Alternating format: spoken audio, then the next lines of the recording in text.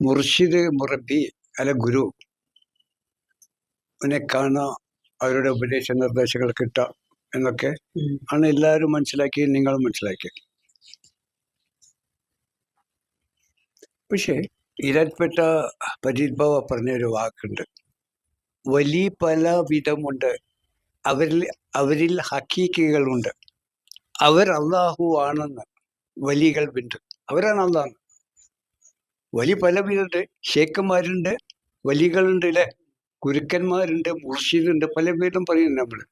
പക്ഷേ അള്ളാഹുവിനെ കാണുന്നു പറയലേ, ഇവരാരും കണ്ടിട്ട് കാര്യമില്ല. ഇവർ അറബി മുസ്ലിമുകളാണെന്ന് വെച്ചാൽ അറബി പഠിച്ചിട്ടും അറബി ഗുരുക്കന്മാരിൽ നിന്ന് അവരുടെ ഉപദേശ നിർദ്ദേശങ്ങൾ പഠിച്ചിട്ടും നമ്മുടെ ഭാരതീയ ദർശനത്തിലാണെങ്കിലും ആർഷ ഭാരത സംസ്കാരത്തിലാണെങ്കിൽ ഗീതി ഉപനിഷത്തും പഠിച്ചിട്ടും അത് വിവരിച്ചു കൊടുക്കുന്നവരും ഒക്കെയാണ് ആത്മീയമായ ഗുരുക്കന്മാർ, അല്ലേ.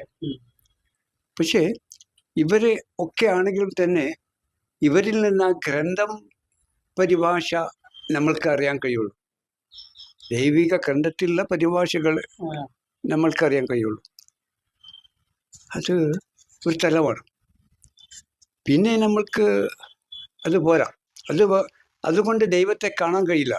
ദൈവത്തെ കാണെങ്കിൽ, ഈശ്വരനെ കാണെങ്കിൽ, അള്ളാഹുവിനെ കാണെങ്കിൽ അള്ളാഹുവിനെ തന്നെ ചെന്ന് കാണണം.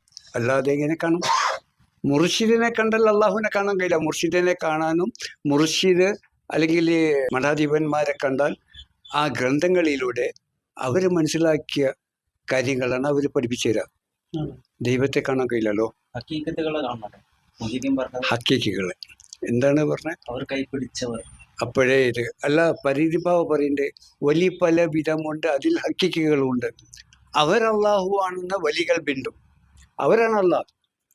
അതായത് അള്ളാഹുവിനെ ഇഷ്ടപ്പെട്ട്, അള്ളാഹു ഇങ്ങോട്ട് ഇഷ്ടപ്പെട്ട് കഴിഞ്ഞാൽ പിന്നെ അള്ളാഹു അവരുടെ കൈ അള്ളാഹു, കാലം അള്ളാഹു, അങ്ങനല്ലേ?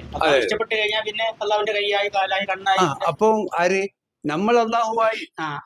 അള്ളാഹു ഇഷ്ടപ്പെട്ട വ്യക്തികൾ, ഇഷ്ടപ്പെട്ട വ്യക്തികൾക്കല്ലേ അത് പറ്റുള്ളൂ. അതെ, ഇതൊക്കെ പറയുന്നതൊക്കെ കറക്റ്റ് സത്യമാണ്. അത് എങ്ങനെയാണ്